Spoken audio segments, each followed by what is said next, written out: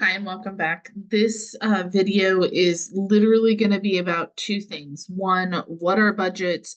And two, why are they important?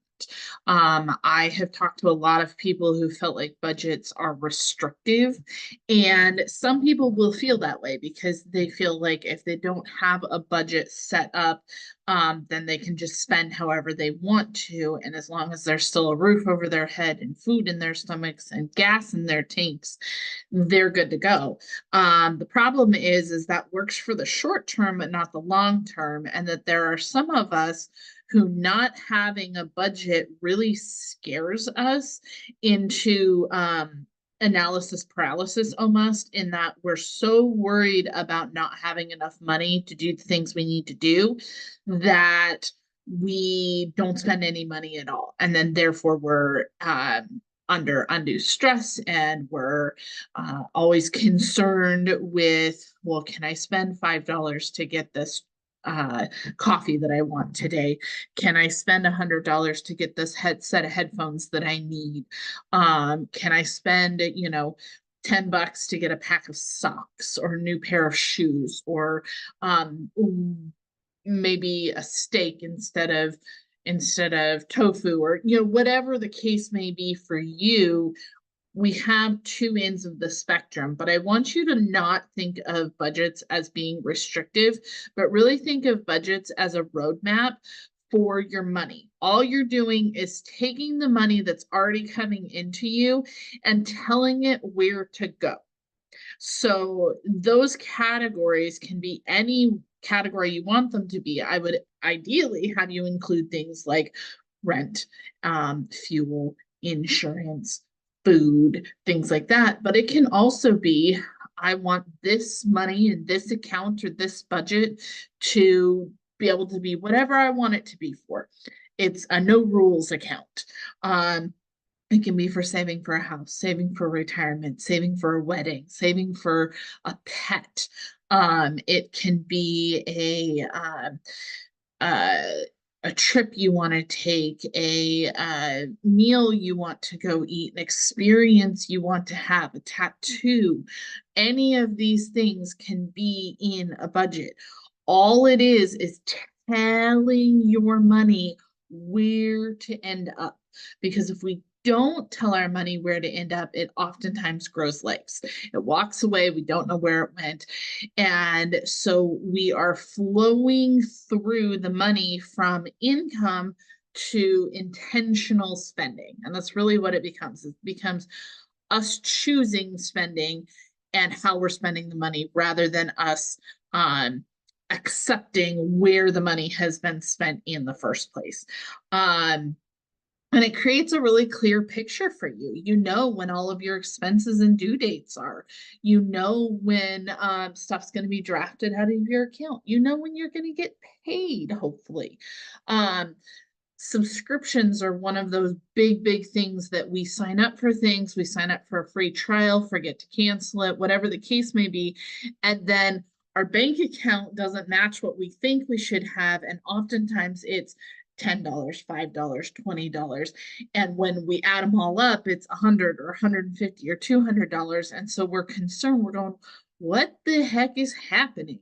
And it's because we're not utilizing these budgets. So the statistic that I found when I created these slides says that 62% of people are paying for some sort of subscription, at least one, that they don't want. They don't want to be spending the money on that. And the difference between the 62% that are and the rest of the population that are not is their budget.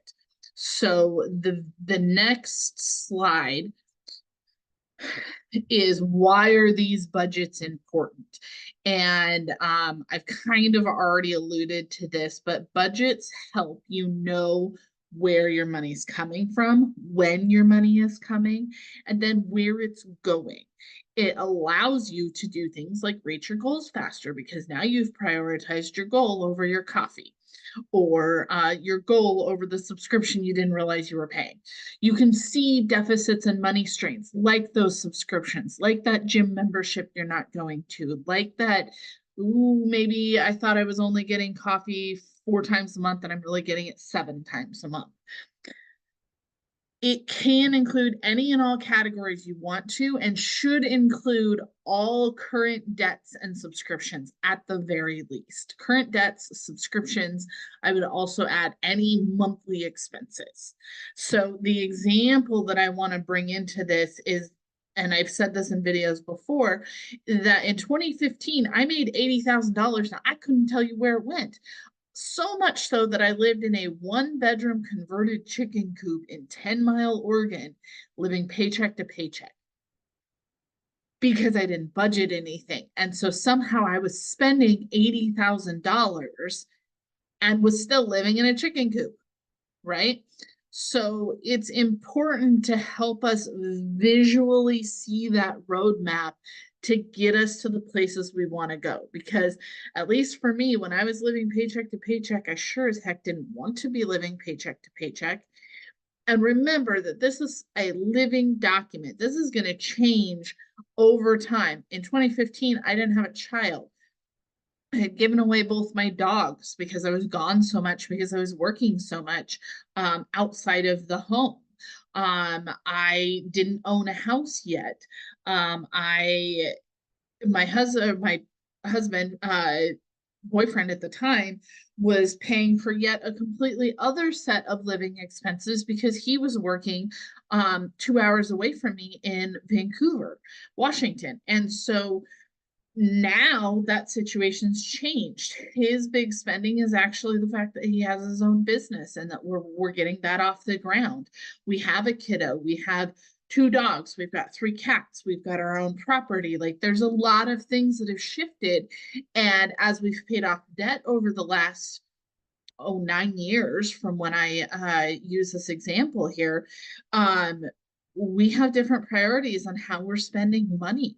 So it's important because it gives us kind of that whole picture, not to be restrictive in any way. So if you feel restricted by creating a budget, create a category that allows you to spend however you want. That way you still get that I can impulse buy, but you get to do it with intentionality.